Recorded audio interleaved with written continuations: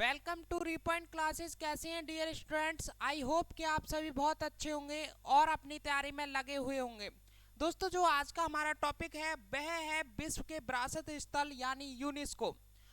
आज हम 15 से 20 मिनट के अंदर यूनेस्को को पूरे संपूर्ण तरीके से कवर करने वाले हैं। तो आपको सेशन को बिल्कुल भी स्किप नहीं करना है, क्योंकि आपके हर एग्जाम में यहाँ से क्वेश्चन बनना तय है। तो मैं जो लेकर आया हूँ ऐसा नहीं है कि आपको एमसीक्यू करा दिए और बाय बाय बोल दिए, नहीं। पहले थ्योरेटिकल पोर्शन आपको कवर कराऊंगा, अच्छे से आपको बिल्कुल समझाऊंगा। उसके बाद में एग्जाम ओरिएंटेड जो आपके एग्जाम में आने लायक हैं सारे के सारे क्वेश्चन आपसे डिस्कस करने वाला हूं। तो चलिए स्टूडेंट्स, इस सेशन को स्टार्ट करते हैं और बड़े प्यार से समझते हैं। डियर स्टूडेंट्स, जैसा कि मैंने अभी आपको बताया, यूनेस्को हमारा आज का टॉपिक होने वाला है। तो स्टूडेंट, सबसे पहले आपको यूनेस्को की फुल फॉर्म पता होना चाहिए, क्योंकि आपके किसी भी एग्जाम में साफ साफ लिखा आ सकता है क्वेश्चन के रूप में कि यूनेस्को की फुल फॉर्म बताइए। अगर आप बता देते हैं तो आपका एक क्वेश्चन राइट हो जाएगा और आपके नंबर्स जुड़ जाएंगे, ठीक है स्टूडेंट्स, और आपका सिलेक्शन प्रोसेस बढ़ जाएगा। तो चलिए सबसे पहले यूनेस्को की फुल फॉर्म जानिए। इसकी फुल फॉर्म है United Nations Educational Scientific Cultures Organisation. क्या होती है यूनेस्को की full form? United Nations Educational Scientific Culture Organisation इसकी फुल फॉर्म होती है। अच्छा स्टूडेंट्स, अब बात आती है कि यूनेस्को की शुरुआत क्यों हुई, इसकी जरूरत क्यों पड़ी, इसे लागू क्यों करना पड़ा, इसका कारण क्या था। चलिए स्टूडेंट्स, मैं आपको बताऊं, बात है 1919 की। कब की बात है? 1919 की बात है, जब देश में विश्व में जब फर्स्ट वर्ल्ड वार हुआ। कब? 1919 में जब फर्स्ट वर्ल्ड वार हुआ तो एक संस्था, एक बहुत बड़ी संस्था लीग ऑफ नेशन की शुरुआत हुई। ठीक है, किसकी शुरुआत हुई? लीग ऑफ नेशन की शुरुआत हुई। और इसके संस्थापक कौन थे? Woodrow Wilson. जिन्होंने इसकी शुरुआत की उनका नाम था वुडरो विल्सन। इसके संस्थापक थे वुडरो विल्सन स्टूडेंट, ठीक है। ये आपको माइंड में याद रखना है कि लीग ऑफ नेशन के संस्थापक कौन थे? वुडरो विल्सन थे। अच्छा, अब लीग ऑफ नेशन का कारण क्या था? इसका एक ही कारण था कि दो देशों के बीच में लड़ाई ना हो, युद्ध ना हो, इसका एक ही कारण था। अब लीग ऑफ नेशन ने क्या किया? अपनी मदद के लिए एक कमेटी इन्होंने भी स्टार्ट कर दी, जिसका नाम था international committee on intellectual corporation. क्या काम था इसका?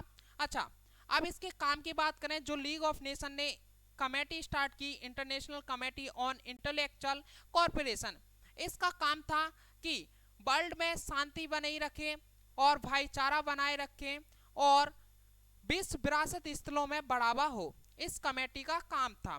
अब इतिहास गवाह है 1939 ईस्वी में। कब?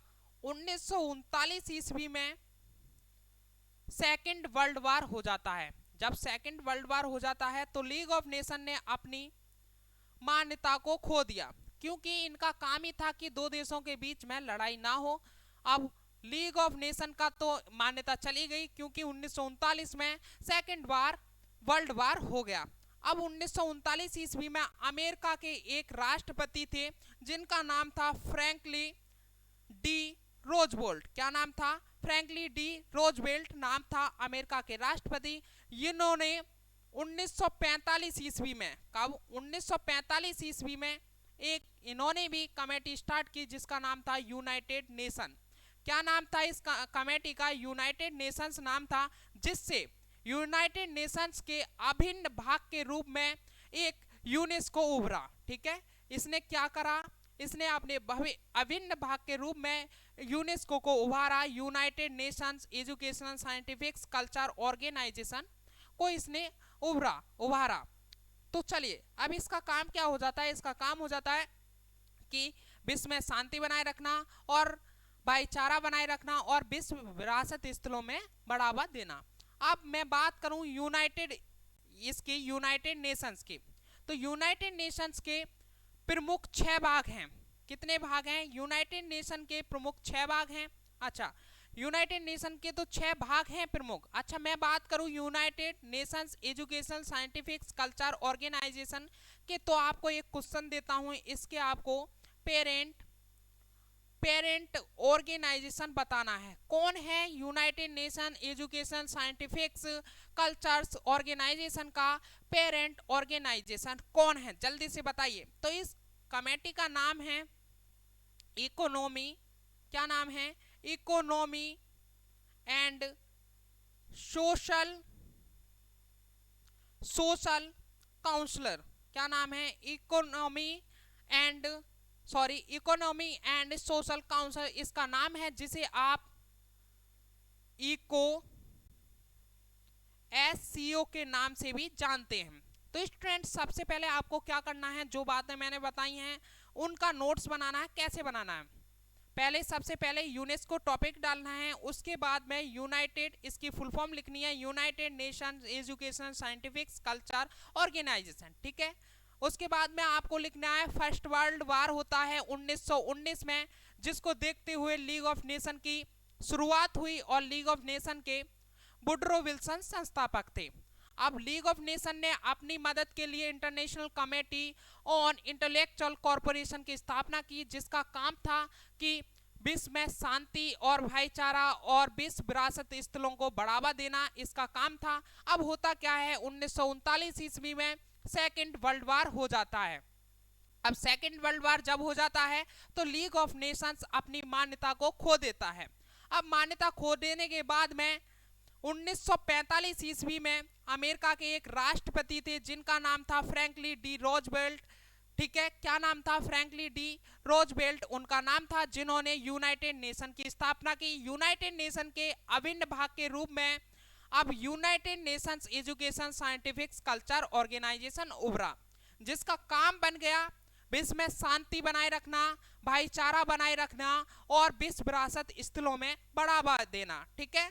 अब United Nation Education Scientific Culture Organisation के पेरेंट ऑर्गेनाइजेशन जो हैं, ये इंपॉर्टेंट क्वेश्चन है आपका, किसका, यूनेस्को के जो पेरेंट ऑर्गेनाइजेशन हैं उनका नाम है इकोनॉमी, क्या नाम है उस कमेटी का, इकोनॉमी एंड सोशल काउंसलिंग, ठीक है स्टूडेंट्स, जिसे आप इको एससीओ के नाम से जानते हैं। किसके नाम से, इको एससीओ के नाम से जानते हैं। देखो स्टूडेंट्स अभी मैंने बताया था, चलिए यूनेस्को की स्थापना कब हुई, तो 16 नवंबर 1945 ईस्वी को यूनेस्को की स्थापना हुई, ठीक है।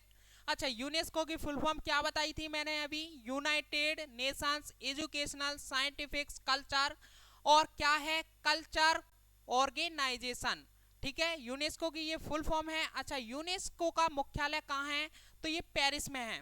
अच्छा, पेरिस कहाँ है, फ्रांस है, और फ्रांस की राजधानी है पेरिस, ठीक है स्टूडेंट्स।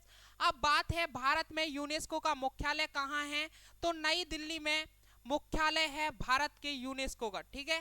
फर्स्ट महानिदेशक इसके यूनेस्को के फर्स्ट महानिदेशक कौन थे, तो जूलियन हैक्सले थे, जूलियन हैक्सले थे फर्स्ट महानिदेशक यूनेस्को के, और इन्हें ब्रिटेन की सदस्यता प्राप्त थी, क्या, ब्रिटेन की इन्हें सदस्यता प्राप्त थी। और फर्स्ट हम फीमेल महानिदेशक की बात करें तो इरीना बोकाबा है, इरीना बोकाबा थी फर्स्ट महानिदेशक यूनेस्को की, जो बुल्गारिया देश से बिलोंग करती हैं। किस देश से, बुल्गारिया देश से ये बिलोंग करती हैं। यूनेस्को की पहली बैठक 10 नवंबर से 10 दिसंबर तक चली और 1946 को पेरिस में हुई थी। यूनेस्को की पहली बैठक कहाँ हुई थी, 1946 ईस्वी में पेरिस में हुई थी, ठीक है स्टूडेंट्स। अच्छा, बात करें यूनेस्को के कुल सदस्य कितने हैं, यूनेस्को में कुल सदस्य कितने हैं, तो 193 इसमें कुल सदस्य हैं। अच्छा, इसमें प्लस 11 सदस्य ऑब्जर्वर के रूप में और हैं, तो 193 प्लस 11 सदस्य ऑब्जर्वर के रूप में हैं। चलिए स्टूडेंट्स अब बात करते हैं यूनेस्को में भारत की ओर से अध्यक्षता, ठीक है स्टूडेंट। यूनेस्को में 7वीं बैठक जो हुई थी उसकी अध्यक्षता राधा कृष्णन जी ने की थी, जो भारतीय थे, ठीक है। और इन्होंने कब की थी, 1952 ईस्वी में। कहां पर हुई थी, ये पेरिस में हुई थी। और 9वीं बैठक भारत के अबुल कलाम आजाद जी ने की थी, जो नई दिल्ली में 1956 ईस्वी में हुई थी। चलिए स्टूडेंट्स आगे बात करते हैं संयुक्त राष्ट्र शैक्षिक वैज्ञानिक एवं सांस्कृतिक संगठन। यूनेस्को की स्थापना 16 नवंबर 1945 में भारत कब सदस्य बना था यूनेस्को का? तो 1940 ईस्वी में भारत यूनेस्को का सदस्य बना था। और इसके वर्तमान अध्यक्ष की बात करें तो आंद्रे अजोले इसके वर्तमान अध्यक्ष हैं यूनेस्को के। यह आपको ध्यान रखना है, माइंड में छापने हैं सारे के सारे पॉइंट। यूनेस्को के वर्तमान अध्यक्ष कौन है? आंद्रे अजोले हैं, आंद्रे अजोले हैं वर्तमान अध्यक्ष यूनेस्को के। आपसे क्वेश्चन पूछा जा सकता है, ठीक है स्टूडेंट्स। अच्छा, इसमें कुल सदस्य कितने हैं? तो 193 प्लस 11 ऑब्जर्वर के रूप में इसमें सदस्य हैं। और इसका मुख्यालय कहाँ पर है? पेरिस में है। पेरिस कहाँ है? फ्रांस में है। फ्रांस की पेरिस राजधानी है। इसका उद्देश्य क्या है? अब जानते हैं यूनेस्को का, अभी मैंने समझाया था इतने अच्छे तरीके से। उद्देश्य क्या है? तो शिक्षा एवं संस्कृति के अंतर्राष्ट्रीय सहयोग से शांति एवं सुरक्षा की स्थापना करना यूनेस्को का उद्देश्य है। चलिए स्टूडेंट्स, मैं अब आपको बता दूं, यूनेस्को द्वारा पहला बार वर्ष 1972 में विश्व धरोहर स्थलों के संरक्षण के लिए सम्मेलन की रूपरेखा तैयार की गई, ठीक है, जो वर्ष 1975 में कार्यान्वित हुई, जिसके अंतर्गत विश्व धरोहर स्थलों के संरक्षण के लिए नियम निर्धारित किए गए। अच्छा, आगे देखते हैं। यूनेस्को के अनुसार विश्व धरोहर स्थल पृथ्वी पर स्थित वे स्थल हैं जो मानवता के लिए उत्कर्ष सार्वभौमिक मूल्य धारण करते हैं। और अब तक 1000 से अधिक वैश्विक स्थलों को सूची में स्थान दिया गया है। कितने? 1000 से अधिक वैश्विक स्थलों को सूची में स्थान दिया गया है। स्टूडेंट, सबसे मेन पॉइंट है ये, आप इसे ध्यान में रखना है। भारत के विश्व धरोहर स्थल अब तक कुल 40 विश्व धरोहर स्थल हैं। कितने? भारत में कुल विश्व धरोहर स्थल कितने हैं? तो 40 हैं। यह आपको अपने माइंड में रखना है, क्वेश्चन पूछा जा सकता है आपसे, ठीक है स्टूडेंट। सूची में शामिल किए गए हैं। इससे पहले भारत में कुल 38 स्थल थे, जिसमें 30 सांस्कृतिक और एक मिश्रित स्थल शामिल हो चुके हैं। स्टूडेंट्स, भारत के विश्व विरासत स्थल की लिस्ट एक बार देख लेते हैं, इनसे क्वेश्चन बनना तय है। तो चलिए एक बार आप नजर मार लीजिएगा इस पर। अच्छा, हम पहले पढ़ेंगे विश्व धरोहर स्थल और इससे संबंधित राज्य क्षेत्र देखेंगे, पोषित वर्ष देखेंगे ये इसमें कब शामिल किए गए हैं। तो सबसे पहले आगरा का किला उत्तर प्रदेश में स्थित है, ठीक है, और इसे 1983 ईस्वी में इसे विश्व विरासत स्थल में शामिल किया गया है। नेक्स्ट है ताजमहल, उत्तर प्रदेश में है, 1983 ईस्वी में इसे शामिल किया गया है विश्व विरासत स्थल में। अजंता की गुफाएं महाराष्ट्र में हैं, 1983 ईस्वी में इसे शामिल किया गया है। एलोरा की गुफाएं महाराष्ट्र में हैं और इसे भी 1983 ईस्वी में शामिल किया गया है। कोणार्क सूर्य मंदिर उड़ीसा में है, 1984 ईस्वी में इसे शामिल किया गया है। महाबलीपुरम के स्मारक तमिलनाडु में हैं और इन्हें 1984 ईस्वी में शामिल किया गया है।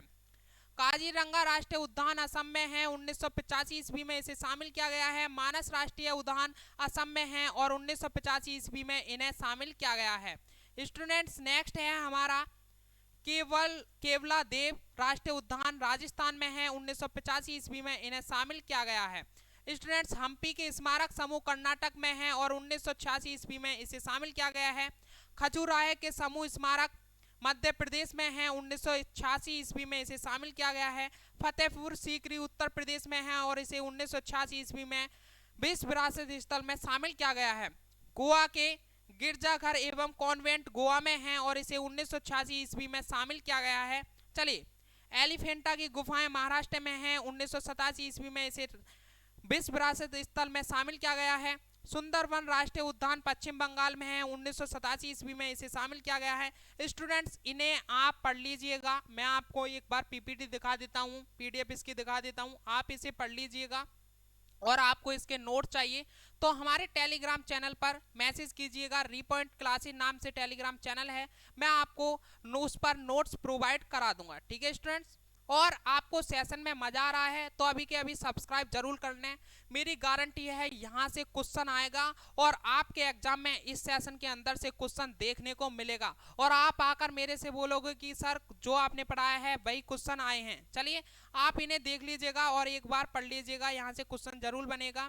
ये सारे के सारे 40 हैं, 40 आप अपने माइंड में डाल लीजिएगा कि कहाँ पे हैं, ये किस राज्य में हैं और इन्हें कब शामिल किया गया है। चलिए, ये 40 के 40 आपके माइंड में होने चाहिए और जो मेन हैं वो मैंने क्वेश्चन में लिए हैं, तो आपको टेंशन नहीं लेनी है। अभी हम एमसीक्यू भी कवर करेंगे। स्टूडेंट्स अब बात करते हैं भारत के अमूर्त सांस्कृतिक विरासत स्थल। ठीक है, ये अमूर्त सांस्कृतिक विरासत स्थल जो है ये दो प्रकार के होते हैं, एक तो अमूर्त होते हैं और एक मूर्त होते हैं। मूर्त वो होते हैं जिन्हें हम छू नहीं सकते और अमूर्त वो होते हैं जिन्हें हम छू सकते हैं। जैसे ताजमहल है, लाल किला है, इन्हें हम छू सकते हैं, ये अमूर्त हैं, और वो मूर्त होते हैं जिन्हें हम छू नहीं सकते। स्टूडेंट्स ये भारत में अमूर्त सांस्कृतिक विरासत स्थल 14 हैं, इन्हें आप देख लीजिएगा। रामलीला को 2008 में शामिल किया गया है, ये आप इन्हें पढ़ लीजिएगा, सेशन लंबा हो जाएगा, हम इन्हें पढ़ते हैं तो। ठीक है स्टूडेंट्स, और प्राकृतिक स्थल भारत के अंदर 8 हैं। कुल कितने हैं प्राकृतिक स्थल भारत के अंदर? 8 हैं स्टूडेंट्स। कितने हैं कुल भारत के अंदर प्राकृतिक स्थल? 8 हैं। चलिए स्टूडेंट्स, जिसका था इंतजार वो आपकी स्क्रीन पर आ चुका है। एमसीक्यू ये बिल्कुल आपके एग्जाम ओरिएंटेड है, यहाँ से आपको अपने एग्जाम में डिक्टो क्वेश्चन देखने को मिल जाएंगे। तो आपको एक एक क्वेश्चन बड़ी बारीकी से समझना है, और जो मैंने थर्टिकल पोर्शन कराया है सारे के सारे क्वेश्चन वहां से ही हैं। तो अगर आपने थर्टिकल पोर्शन बड़े ध्यान से सुना है तो आप सारे के सारे क्वेश्चंस को मेरे से बताने से पहले भी बता दोगे। तो चलिए फर्स्ट क्वेश्चन आपकी स्क्रीन पर है। 2022 में भारत में कुल कितने यूनेस्को विश्व विरासत स्थल हैं? जल्दी से बताइए कितने हैं 2022 में भारत में कुल विश्व विरासत स्थल कितने हैं? जल्दी से कमेंट में डालिएगा। ऑप्शन आपकी स्क्रीन पर हैं, वैसे आपको ऑप्शन देखने की जरूरत नहीं पड़ेगी, जो मैंने थर्टिकल पोर्शन दिया है बड़े अच्छे से समझाया है। तो जल्दी से बताइए स्टूडेंट्स। देखो सब्सक्राइब जरूर करना है आपको चैनल को, क्योंकि आप सब्सक्राइब कर लोगे तो आपको हर सेशन की नोटिफिकेशन आप तक पहुंच जाएगी, आपसे कोई भी सेशन छूट नहीं पाएगा। तो इस क्वेश्चन का राइट आंसर है 40। भारत में 2022 में कुल 40 यूनेस्को विश्व विरासत स्थल हैं। चलिए नेक्स्ट क्वेश्चन देखते हैं। भारत में निम्नलिखित में से किस राज्य में अधिकतम 5 यूनेस्को विश्व धरोहर स्थल हैं? तो इसका राइट आंसर क्या होने वाला है? जल्दी से बताइए, कमेंट कीजिएगा जल्दी से। इसका राइट आंसर है महाराष्ट्र। भारत के महाराष्ट्र राज्य में अधिकतम 5 यूनेस्को विश्व धरोहर स्थल हैं। चलिए नेक्स्ट क्वेश्चन देखते हैं। अच्छा हाँ, महाराष्ट्र के पहले 5 विश्व धरोहर स्थल के बारे में बात और कर लेते हैं, कौन कौन से हैं। एक साथ मैंने आपको ये टेबल बनाकर दिखा दी है। अजंता की गुफाएं महाराष्ट्र में हैं, जिसे 1983 में शामिल किया गया है विश्व विरासत स्थल में। एलोरा की गुफाएं महाराष्ट्र में हैं, जिसे 1983 में शामिल किया गया है। और एलिफेंटा की गुफाएं 1987 में शामिल की गई हैं विश्व विरासत स्थल में, और ये महाराष्ट्र में है। छत्रपति शिवाजी टर्मिनस 2004 में इसको शामिल किया गया है विश्व विरासत स्थल में। और विक्टोरियन गोथिक व आर्ट डेको एंसेम्बल 2018 में शामिल किया गया है इसको विश्व विरासत स्थल में। चलिए महाराष्ट्र के हमने 5 विश्व धरोहर स्थल के बारे में बात कर ली है। नेक्स्ट क्वेश्चन देखते हैं। थर्ड क्वेश्चन है हमारा, विश्व विरासत स्थलों की संख्या सबसे अधिक किस देश में है? जल्दी से बताइए किस देश में है सबसे ज्यादा? इटली में है। किस देश में है? इटली में है। कितने हैं? कुल 55 हैं। कितने हैं? कुल 55 विश्व विरासत स्थल हैं इसमें, और 6 साझा विरासत स्थल हैं। 6 साझा विरासत स्थल हैं इसमें, इटली में स्थल हैं। चलिए स्टूडेंट्स नेक्स्ट क्वेश्चन देखते हैं। भारत का पहला विश्व विरासत शहर का दर्जा यूनेस्को द्वारा निम्नलिखित में से किस शहर को दिया गया था? जल्दी से बताइए। भारत का पहला विश्व विरासत शहर का दर्जा यूनेस्को द्वारा निम्नलिखित में से किस शहर को दिया गया है? तो इसका नाम है अहमदाबाद। ठीक है, नेक्स्ट क्वेश्चन देखते हैं। स्थलों को विश्व धरोहर स्थल का दर्जा किसके द्वारा दिया जाता है? कितना सिंपल क्वेश्चन है, और ये एग्जाम में पूछा जा सकता है। स्थलों को विश्व धरोहर स्थल का दर्जा किसके द्वारा दिया जाता है? तो यूनेस्को द्वारा दिया जाता है। चलिए आगे स्टूडेंट्स, यूनेस्को विश्व विरासत स्थल अजंता की गुफाएं किस राज्य में स्थित हैं? जिसको अजंता की गुफाएं 1983 ईस्वी में शामिल किया गया था विश्व विरासत स्थल में। देखो स्टूडेंट्स, एक क्वेश्चन से 2 क्वेश्चन बन गए। अजंता की गुफाएं इसने पूछा है किस राज्य में है, और यहाँ पर 1983 ईस्वी लिखा हुआ है।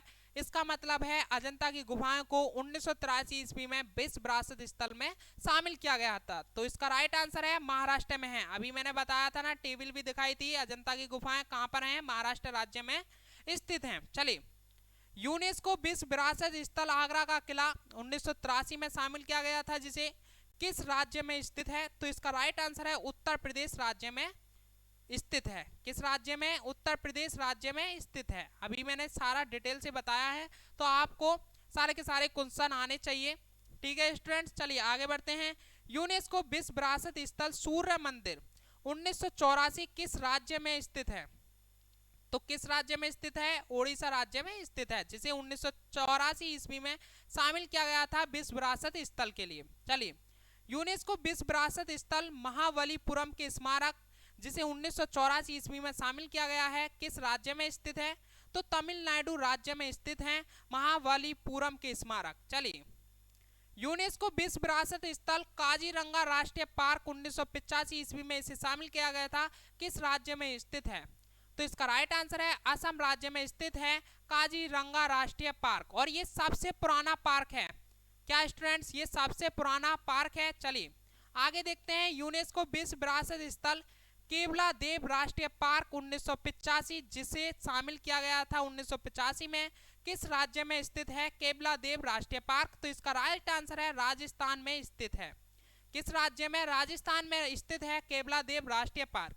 चलिए, यूनेस्को विश्व विरासत स्थल the convent of saint Cajetan and church of divine providence 1986 ईस्वी में इसे शामिल किया गया था, किस राज्य में स्थित है? तो इसका राइट आंसर है गोवा राज्य में स्थित है। चलिए स्टूडेंट, नेक्स्ट है हमारा क्वेश्चन। यूनेस्को विश्व विरासत स्थल खजुराहो समूह के स्मारक 1986 में जिसे शामिल किया गया था विश्व विरासत स्थल में, किस राज्य में स्थित है? तो मध्य प्रदेश राज्य में खजुराहो समूह के स्मारक स्थित हैं। चलिए अगला क्वेश्चन है। यूनेस्को विश्व विरासत स्थल हम्पी समूह के स्मारक 1986 किस राज्य में स्थित है, जिसे 1986 ईस्वी में विश्व विरासत स्थल में शामिल किया गया था हम्पी समूह के स्मारक? तो ये कर्नाटक राज्य में स्थित है। चलिए आगे क्वेश्चन देखते हैं। यूनेस्को विश्व विरासत स्थल फतेहपुर सीकरी 1986 किस राज्य में स्थित है? तो इसका राइट आंसर है उत्तर प्रदेश राज्य में स्थित है फतेहपुर सीकरी, और इसे 1986 ईस्वी में विश्व विरासत स्थल में शामिल किया गया था। चलिए स्टूडेंट्स, मैं आपको एक टेबल दिखा देता हूं जो उत्तर प्रदेश के 3 यूनेस्को विश्व विरासत स्थल हैं। आगरा का किला उत्तर प्रदेश में है, इसे 1983 ईस्वी में शामिल किया गया था विश्व विरासत स्थल में। ताजमहल उत्तर प्रदेश में है और इसे 1983 ईस्वी में विश्व विरासत स्थल में शामिल किया गया था। फतेहपुर सीकरी 1986 ईस्वी में इसे शामिल किया गया था और ये उत्तर प्रदेश में है। स्टूडेंट चलिए नेक्स्ट क्वेश्चन है। यूनेस्को विश्व विरासत स्थल मानस वन्य जीव अभ्यारण्य 1985 ईस्वी में जिसे शामिल किया गया था किस राज्य में स्थित है? तो इसका राइट आंसर है ऑप्शन सी, असम राज्य में स्थित है वन्य जीव अभ्यारण्य। ठीक है स्टूडेंट्स, चलिए यूनेस्को विश्व विरासत स्थल पट्टदकल समूह के स्मारक जिसे 1987 ईस्वी में शामिल किया गया था किस राज्य में स्थित है? पट्टदकल समूह के स्मारक किस राज्य में स्थित है? तो कर्नाटक राज्य में स्थित है पट्टदकल समूह स्मारक। चलिए स्टूडेंट्स बात कर लेते हैं स्टूडेंट्स गुजरात के 4 यूनेस्को विश्व विरासत स्थल जो गुजरात में हैं। चंपानेर पावागढ़ पुरातात्विक पार्क जो गुजरात में है, इसे 2004 में विश्व विरासत स्थल में शामिल किया गया था। रानी की वाव ये गुजरात में है जिसे 2014 में शामिल किया गया था विश्व विरासत स्थल। अहमदाबाद 2017 में इसे शामिल किया गया था विश्व विरासत स्थल में, ये कहां पर है? गुजरात में है। धौलावीरा ये कहां पर है? गुजरात में है और इसे 2021 में शामिल किया गया है। ठीक है स्टूडेंट्स, इसे कब शामिल किया गया है? 2021 में शामिल किया गया है विश्व विरासत स्थल में।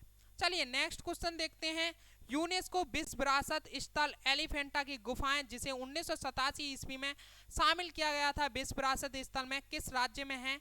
तो महाराष्ट्र राज्य में स्थित हैं एलिफेंटा की गुफाएं। Students next and last question है इस सेशन का हमारे। यूनेस्को विश्व विरासत स्थल ग्रेट लिविंग चोला मंदिर जिसे 1987 ईस्वी में विश्व विरासत स्थल में शामिल किया गया था किस राज्य में स्थित है? तो इसका राइट ऑप्शन है ऑप्शन सी, तमिलनाडु राज्य में स्थित है ग्रेट लिविंग चोला मंदिर। चलिए स्टूडेंट्स आज के लिए इतना ही। आपको सेशन कैसा लगा? सेशन अच्छा लगा है तो लाइक जरूर करिएगा